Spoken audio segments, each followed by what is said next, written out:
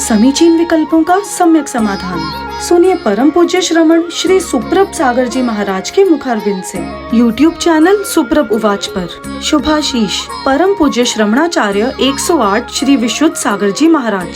सानिध्य श्रमण सुप्रभ सागर जी महाराज, श्रमण प्रणत सागर जी महाराज। पुणे आर्जक श्री रविंद्र जयश्री, कुमारी परिणा गहाणकर अमरावती, 100 मोक्षता राजस डोन गावकर औरंगाबाद। ओम नमः सिद्धेभ्य। नमो नमः सत्यहितंकराय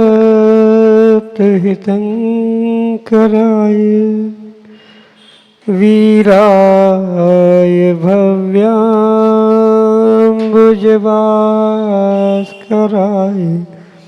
अनंतलोकाय सुरार्चिताय देवादिदेवाय नमो जिनाय देवादिदेवाय नमो जिनाय। पंच परमेष्टि भगवान की परम पूज्य आचार्य भगवंत गणाचार्य श्री विराग सागर जी महाराज की, परम पूज्य पट्टाचार्य गुरुवर श्री विशुद्ध सागर जी मुनि महाराज की, परम पूज्य मुनि श्री प्रसम सागर जी सुप्रभ सागर जी महाराज जी की, समीचीन विकल्पों का सम्यक समाधान, सम्यक ज्ञान की वह अनूठी विधा जिसके माध्यम से हम सभी अपने मन में उठते उन विकल्पों का सम्यक रूप से समाधान प्राप्त करते हैं, जो विकल्प हमारे लिए अनंत संसार का कारण बन रहे थे। क्योंकि संसारी जीवों के मन में विकल्प उठना स्वाभाविक है और उन विकल्पों के ही कारण अनादि से इस संसार में अनंत दुखों को जीव प्राप्त करता है। परम पूज्य आचार्य भगवंत गुरुवर विशुद्ध सागर जी महाराज के मंगल सुभाषित से परम पूज्य मुनि श्री सुप्रभ सागर जी महाराज द्वारा आपके मन को निर्विकल्पता के अनूठा उपाय समीचीन विकल्पों का सम्यक समाधान के रूप में प्रदान किया जा रहा है। तो आप भी पुरुषार्थ करें और अपना समीचीन विकल्प भेजते हुए उसका सम्यक समाधान प्राप्त करने का पुरुषार्थ करें। प्रारंभ करते हैं आज का सम्यक समाधान। और आज के पहले विकल्प के लिए इंदौर मध्य प्रदेश से राजीव जैन महाराज के चरणों में बारंबार नमोस्तु निवेदित करते हुए अपना समीचीन प्रश्न रख रहे हैं कि महाराज जी, मुनिराज के आहार के समय दाता के गुणों में एक विवेक नाम का गुण होता है। तो विवेक क्या है और किस तरह का विवेक हमें रखना चाहिए? हमारे समीचीन विकल्प का सम्यक समाधान करते हुए मार्गदर्शन करने की कृपा करें। नमोस्तु महाराज जी, नमोस्तु। ओम नमः सिद्धम। परम पूज्य आचार्य भगवान गुरुवर विशुद्ध सागर जी महाराज की, परम पूज्य श्रमण मुनि प्रशम सागर जी महाराज की, परम पूज्य मुनि श्री सुप्रभ सागर जी महाराज जी की। दाता के 7 गुणों में आचार्य भगवंतों ने विवेक नाम का विशेष गुण कहा। विवेक का अर्थ समझाते हुए आचार्यों ने कहा है कि श्रावक को, दाता को ये बोध होना बहुत आवश्यक है कि वर्तमान में मौसम क्या चल रहा है, प्रकृति क्या है बाहर की भी, और दाता के साथ साथ जो पात्र आहार आदि ग्रहण कर रहा है उसकी प्रकृति क्या है, कैसी है। वात, पित्त, कफ, ये जो 3 प्रकृतियाँ कही जाती है उनमें से दाता की प्रकृति कौन सी है, वर्तमान में प्रकृति यानी मौसम कौन सा चल रहा है, उसके अनुकूल उनके लिए आहार कराना, किसके उपरांत क्या देना क्या नहीं देना, ये भी विवेक के ही अंतर्गत आता है। विवेक का अर्थ सामान्य रूप से समझे तो सोच समझकर कब कहाँ क्या करना क्या नहीं करना, ये कार्य ही विवेक पूर्वक कहा जाता है। यही विचार जब श्रावक आहार देते समय दाता के उस विवेक गुण को प्राप्त करने के लिए करता है कि प्रकृति के साथ साथ मुनिराज कैसे है, क्योंकि मुख्यतया पात्र मुनिराजों को ही कहा जाता है, तो उन मुनिराजों के स्वास्थ्य के साथ साथ उनकी शारीरिक मानसिक स्थिति भी क्या है, मतलब वे किस प्रकार से वर्तमान में तपस्या कर रहे, घोर तपस्या करने वाले हैं या बहुत पढ़ाई लिखाई करने वाले हैं, तो उनके अनुसार उनके लिए आहार देना ये भी विवेक कहा जाता है। नहीं तो किसी दूसरे मुनिराज को रबड़ी बाटी खाते हुए देखा, सबके लिए वैसा ही बना है, ज़रूरी नहीं है वृद्ध मुनिराज वो पचा पाए। और किन्हीं मुनिराज को आपने देखा भी तो मात्र उबला हुआ भोजन ग्रहण करते हैं, तो सबके लिए आपने उबला हुआ भोजन बना के रख लिया, तो ये भी बात नहीं बनती। तो सामने वाले मुनिराज पात्र शेष है, ग्लान है, उसके अलावा रोगी है, क्या स्थिति है, उनके अनुसार भोजन आहार बनाना और वैसे ही उनको आहार कराना। क्योंकि कई बार चौके में देखने के लिए मिलता है अविवेक पूर्वक श्रावक बस मैंने बनाया है देना है, इस चक्कर में कब क्या देना कोई क्रम नहीं, कोई उसके पीछे विचार ही नहीं। तो ये भी विवेक के अंतर्गत आता है कि पानी के ऊपर रस या जूस नहीं देना, दूध के ऊपर जूस या कोई ऐसी सामग्री नहीं देना जिससे लिया हुआ दूध उल्टी या अन्य किसी प्रकार से निकले, पेट खराब हो। तो ये भी विवेक है। विवेक के अनेक प्रकार आगम में कहे हैं, कब कहाँ क्या करना क्या नहीं करना ये समझना ही सामान्य भाषा में विवेक कहा जाता है। यही आपके लिए सम्यक समझ। पंकज बोहरा नागपुर महाराष्ट्र से महाराष्ट्र के चरणों में नमोस्तु निवेदित करते हुए अपना प्रश्न रख रहे हैं कि महाराज जी, आप अपने प्रवचन में कई बार कहते हैं कि मन ही मंदिर है। अगर हृदय एक मंदिर है तो उसमें सबसे पवित्र मूर्ति कौन सी है? हमारे समीचीन विकल्प का सम्यक समाधान करने की कृपा करें। नमोस्तु नमोस्तु। मन को हृदय को मंदिर कहा, ये सत्य, पर इस मंदिर में कोई दूसरी भगवान की प्रतिमा या मूर्ति विराजमान नहीं है, अपितु बनने वाले परमात्मा मेरी स्वयं की ही वहाँ प्रतिमा भगवान के रूप में विराजती है। पर विरला ही जीव होता है जो इस बात को समझता है, जानता है और मानता है। और ये बात ना जानने के कारण से ही वह अपने मन को मंदिर बनाने का प्रयास नहीं करता। ये अवश्य समझना कि मन के मंदिर में तभी आपको भगवान मिलेंगे जब आपका मन पवित्र है। क्योंकि जैसे मंदिर पवित्र होता है, मंदिर में भी साफ सफाई होती है। जितनी विशेष साफ सफाई और जितनी पवित्रता मंदिर में होती है उतनी अन्यत्र नहीं देखने के लिए मिलती। बिल्कुल यही स्थिति मन मंदिर के निमित्त से समझनी होगी। मन जितना पवित्र होगा, हृदय जितना पवित्र होगा, उतने ही जल्दी ही आपको अपनी आत्मा रूपी जो बनने वाली परमात्मा है उसकी मूर्ति रूप दर्शन होने की संभावना हुआ करती है। इसलिए भगवान अगर हमारे मन में हृदय में कोई है तो बाहर का नहीं, अपितु मेरी ही परमात्मा शक्ति से युक्त आत्मा ही मेरे लिए परमात्मा उस मंदिर में, मन मंदिर में उस मन की पवित्रता का कारण बन सकता है। यही आपके लिए सम्यक समाधान। गर्वित जैन नागपुर महाराष्ट्र से अगले समीचीन विकल्प। नमोस्तु मराठी पाठशाला में पूजा करते समय स्वाहा क्यों करते हैं?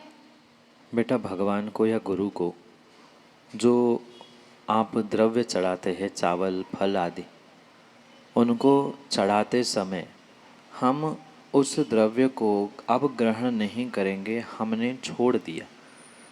आपने देखा होगा, आप चाहे पाठशाला में पूजा करो या अन्य भी कोई पूजा करता है तो हाथ में वह द्रव्य लेता है, चावल हो, फल हो या अन्य भी द्रव्य, उसे लेकर वह कुछ पद बोलता है और उसके उपरांत उसे निर्वपामिति स्वाहा करके हुए चढ़ाता है। चढ़ाते समय ये मंत्र इसलिए बनाया जाता है कि अब ये द्रव्य मैं समर्पित कर रहा हूँ, अब उससे मेरा कोई लेना देना नहीं है, ये स्वाहा हो गया।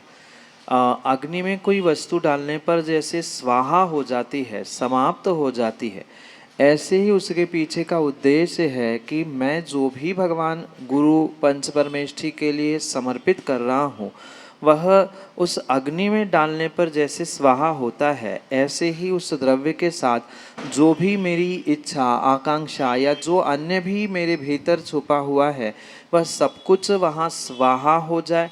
मंत्रों के भी बहुत सारे मायने, कहीं कामबाण विध्वंसनाय आदि आदि जो बोला जाता है, उसका अर्थ ही यही है कि जो मेरे कामबाण हैं, अष्टकर्म हैं, वे सभी स्वाहा हो, समाप्त हो। जैसे द्रव्य चढ़ाकर मैं फुर्सत हो गया हूँ, ऐसे ही ये मेरे कर्म और ये मेरी जो भी क्रिया या जो भी मंत्र उसके साथ मैं पढ़ रहा हूँ, वह प्रतिक्रिया के साथ वह समाप्त हो जाए, वहीं पे नष्ट हो जाए। अष्टकर्म हो या अन्य सभी हो, ये द्रव्य जो लेके आए हैं वो भी अब मैंने आपके लिए चढ़ा दिया, मेरे लिए स्वाहा हो गया, निर्माल्य हो गया, इसलिए वह मंत्रों के अंत में स्वाहा कहा जाता है। यही आपके लिए सम्यक समाधान। जैनम जैन, नागपुर महाराष्ट्र से अगले समीचीन विकल्प। जी, इच्छा भी महाराज जी, मेरा प्रश्न ये है कि जितने भी हमारे दिगंबर मुनि हैं और माता जी है, वो सब पिच्छी जो है वो मोर पंख की यूज़ करते हैं, दूसरे भी पक्षी है उनकी क्यों नहीं यूज़ करते हैं? नमोस्तु महाराज। मोर पंख से बनाई जाने वाली पिच्छी में कुछ विशेषताएं कही जाती हैं। जैसे अनेक पक्षियों के पंख होते हैं, पर आप गौर करना, जो मुलायमता मोर के पंखों में होती है, वह मुलायमता अन्य पंखों में देखने के लिए नहीं मिलती। क्योंकि पिच्छी का मुख्य उद्देश्य जीवों की रक्षा है, उनकी हिंसा विराधना से बचना और बचाना है। इस उद्देश्य से ही वह मुख्य पहला कारण उसकी कोमलता मयूर पंखों से बनी हुई पिच्छी के प्रयोग में आती है। अहिंसा महाव्रत का पालन करते हुए निर्ग्रंथ मुनिराज हो या साधु साध्विया हो, अपने उस संयम मार्ग पर, मोक्ष मार्ग पर आगे बढ़ते हैं। इसी उद्देश्य से ये पहला कारण कहा कि कोमलता। ऐसे मात्र कोमलता ही नहीं, अन्य भी 4 गुण यानी टोटल 5 गुण उस मयूर पंखों में स्वीकार किए जाते। और भी बहुत सारी ऐसी बातें किंवदंती में प्राप्त होती है, पर मुख्य कारण उसकी कोमलता, लघुता, स्वेद ग्रहण नहीं करना। स्वेद यानी पसीना, कितना ही पसीना आ जाए, आप देखना जैसे पानी भी लगता है या पसीना भी लगता है, तो कुछ समय में वह सूख कर पुनः जैसी पिच्छी थी वैसी ही हो जाती है। कोमलता तो मैंने बता ही दिया। लघुता यानी बाकी के पंखों में कुछ भारी वजन सा लगता है, तो उतना वजन इस मयूर पंखों के द्वारा प्राप्त पिच्छी का भी नहीं होता। तो ये ऐसे 5 गुण कहे जाते हैं। लघुता मतलब उसका हल्कापना, कोमलता, स्वेद रहित होना, पसीना ग्रहण नहीं करना, धूलि ग्रहण नहीं करना। लंबे समय तक भी आप देख लेना, जब तक उसको तेल, पानी या और कोई ऐसे द्रव्य नहीं लगते हैं, तब तक किसी प्रकार से उसका रंग भी नहीं बदलता। मोर के शरीर में जब तक पंख है या उसके बाद भी जब तक ऐसे के ऐसे रखे हैं, तब तक उसका रंग नहीं बदलता।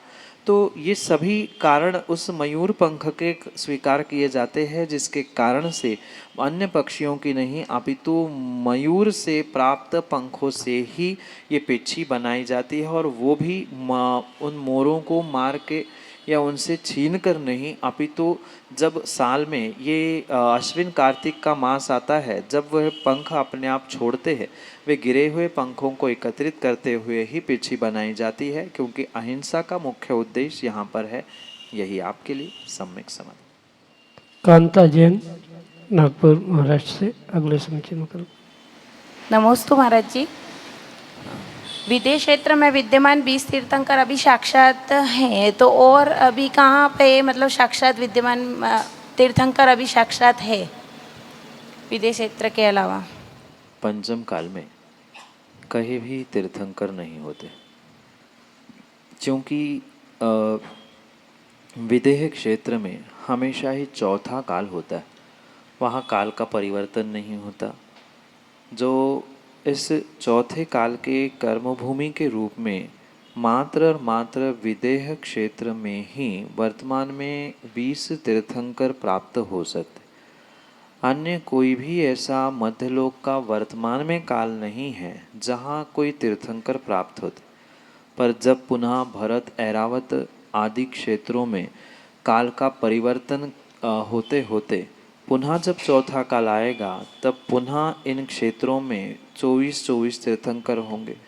पर वर्तमान परिप्रेक्ष्य में समझे तो मात्र विदेह क्षेत्र में ही 20 विद्यमान तीर्थंकर है और मात्र एक विदेह क्षेत्र नहीं है, अपितु अन्य भी और 4 यानी कुल 5 भरत, 5 ऐरावत और 5 विदेह क्षेत्र जो कहे जाते, इनमें पांचों विदेह क्षेत्र में ये 20 विद्यमान तीर्थंकर होते ही होते हैं। अन्य जो 5 भरत और 5 ऐरावत है इनमें काल में परिवर्तन होते हुए जब पुनः छठे से छठा और पंचम और फिर चौथा काल आएगा तब ये तीर्थंकर विद्यमान होंगे या तीर्थंकर प्राप्त होते हैं। अन्य किसी भी समय में विदेह क्षेत्र के अलावा कहीं भी विद्यमान तीर्थंकर नहीं होते। यही आपके लिए सम्यक समझ। अमित जैन, नागपुर, महाराष्ट्र से अगले समीचीन विकल्प। त्रयमुनि राजा को मेरा नमस्तु। महाराज जी, ये नरक के बारे में, नरक गति के बारे में कहा जाता है कि वहाँ पे जो व्यक्ति जाता है उसको नाना प्रकार की यातनाएं सहनी पड़ती है। तो मेरा शंका ये है कि जब व्यक्ति की मृत्यु होती है तो हम तो शरीर को तो अग्नि के हवाले कर देते हैं और आत्मा जो है वो अपनी पर्याय बदल लेती है, तो फिर ये यातनाएं सहन कौन करता है? सबसे पहले तो आप ये बताएं कि मृत्यु किसकी होती है, शरीर की, आत्मा की, व्यक्ति की। इन तीनों में थोड़ा सा विवेकपूर्वक निर्णय करना होगा। मृत्यु शरीर की नहीं होती, मृत्यु आत्मा की नहीं होती, क्योंकि आत्मा त्रैकालिक है और शरीर कभी जन्म मरण के रूप में स्वीकार ही नहीं किया, वो तो पुद्गल था, पुद्गल ही रहेगा। मृत्यु जो पर्याय उस समय उसने विभाव रूप मिक्स रूप प्राप्त की है उसकी ही मृत्यु स्वीकार की जाती है, चाहे मनुष्य की हो, तिर्यंच की हो या किसी की भी हो। वहाँ जो गतियों में, पर्यायों में उस अवस्था विशेष को या पर्याय विशेष को जीव प्राप्त करता है, आत्मा प्राप्त करता है, उस पर्याय के निमित्त से, व्यवहार से, उपचार से कथनचित जीव की मृत्यु हुई ऐसा ही कहा जाता है। पर अगर वास्तविकता में देखा जाए तो जीव तो कभी मरता ही नहीं है, ना जीव का जन्म होता है ना जीव की मृत्यु होती है। और शरीर तो जन्म के साथ ही उत्पन्न हुआ है। लगभग 3-4 महीने गर्भ के जब पूरे होते हैं तब गर्भ का शरीर बनने लगता है, पूर्णता को प्राप्त होने लगता है। तो क्या उसके पहले जीव नहीं था? तो ये सभी बात ध्यान रखें। मृत्यु मिश्र अवस्था में उस व्यक्ति की पर्याय के निमित्त से कही जाती है और अगली पर्याय में जो भी उसे प्राप्त होगा वह उस पर्याय में, यानी पिछली पर्याय में जिस पर्याय में मृत्यु हुई है, जिस पर्याय की मृत्यु हुई है, उसमें बांधे हुए कर्म जो आत्मा में थे वही लेकर अगली पर्याय में जाएगा। नरक में जो जीव गया है उसके लिए शरीर बनाने वाला कौन है? कोई भगवान, कोई मुनि या कोई आदमी नहीं बैठा कि उसकी मूर्ति तराश दे, उसका आकार, उसका शरीर बना ले, वो जाके शरीर में घुस जाए और पसंद का शरीर लेकर जन्म ले। ये कोई व्यवस्था नहीं है। वहाँ पहुँचने पर जैसे पिछले पर्यायों में कर्म किए हैं, शरीर नाम कर्म के उदय से उनको वैसा वैसा शरीर मिलता है। और मात्र शरीर नाम कर्म नहीं, नाम कर्म की जितनी भी प्रकृतियाँ है उसके ही निमित्त से तत्त पर्यायों में, यानी जिस पर्याय में पहुँचेगा वैसा ही उसको शरीर प्राप्त होता है। और पुनः वह शरीर के निमित्त से वह दुख भोगने वाला वही जीव, वही आत्मा है, दूसरा कोई नहीं है। क्योंकि सुख दुख का वेदन करना ये मात्र आत्मा का, जीव का ही काम है, अन्य किसी का नहीं। शरीर को अगर दुख होता है तो फिर अग्नि में डालने पर वह शरीर चिल्लाना चाहिए था मरने के बाद, पर होता नहीं है। अगर आत्मा की मृत्यु हो रही है या आत्मा के लिए अकेले सुख दुख हो रहा है तो फिर सिद्धालय में भी आत्मा बैठी, उनको क्यों नहीं दुख हो रहा है? तो ये मिश्र अवस्था की स्थिति है जिसे आगम में विभाव पर्याय कहा जाता है। उस विभाव के कारण या मिश्र अवस्था, मिक्स सिचुएशन के कारण से ही व्यक्ति को सुख दुख होते हैं, चाहे वर्तमान में हो चाहे भूत भविष्य में क्यों ना हो। ये सभी यातनाएं, ये सभी दुख और सुख जीव को स्वयं को ही उस कर्म रूपी शरीर को प्राप्त करने के कारण से ही हो रहे हैं। साधन शरीर है, चाहे नारकी का हो, मनुष्य का हो। आज आपको भी कोई कष्ट हो रहा है, शरीर में होता है, तो उसको कौन सहन करता है? हमें लगता ज़रूर है कि शरीर कर रहा है, शरीर में बहुत शक्ति है, स्ट्रांग है, इसलिए वो लड़ रहा है, पर कायदे से ये कहने की बातें होती है शरीर के अंतरंग में जो आत्मा विराजती है उस आत्मा का ही सहन करना, अनुभव करना ये कार्य होता है। मात्र साधन ये शरीर बन रहा है, शरीर के माध्यम से करने वाला आत्मा ही है। जब तक शरीर मिलता रहेगा तब तक ये जीव आत्मा सुख दुख को भोगता रहेगा, प्राप्त करता रहेगा, और जैसे ही शरीर से छूट जाएगा उसकी यातनाएं सुख दुख सब कुछ छूट कर वह सिद्धालय में मात्र आत्मा के ही सुख में लवलीन हो जाएगा। इसलिए यातनाएं चाहे नरक की हो, मनुष्य पर्याय की या किसी भी पर्याय की क्यों ना हो, वह ना अकेला शरीर भोगता है न मात्र जीव भोगता है। इन दोनों की जो मिक्स सिचुएशन है उसके कारण से शरीर के माध्यम से आत्मा ही सुख दुख यातनाओं को भोगता है। नरकों में भी वही यातनाएं, वही जीव जो नरक पहुंचा है पिछली पर्यायों में जो कार्य करके उसने वहाँ का गतिबंध आयुबंध किया है, उसके कारण से शरीर के माध्यम से वह आत्मा जीव ही दुख भोगता है। यही आपके लिए सम्यक समाधान। समीचीन विकल्पों का सम्यक समाधान सुनिए परम पूज्य श्रमण श्री सुप्रभ सागर जी महाराज के मुखारविंद से। YouTube चैनल सुप्रभ उवाच पर शुभाशीष परम पूज्य श्रमणाचार्य 108 श्री विशुद्ध सागर जी महाराज। सानिध्य श्रमण सुप्रभ सागर जी महाराज, श्रमण प्रणत सागर जी महाराज। पुणे आर्जक श्री रविंद्र जयश्री, कुमारी परिणा गहाणकर अमरावती, 100 मोक्षता राजस डोन गावकर औरंगाबाद।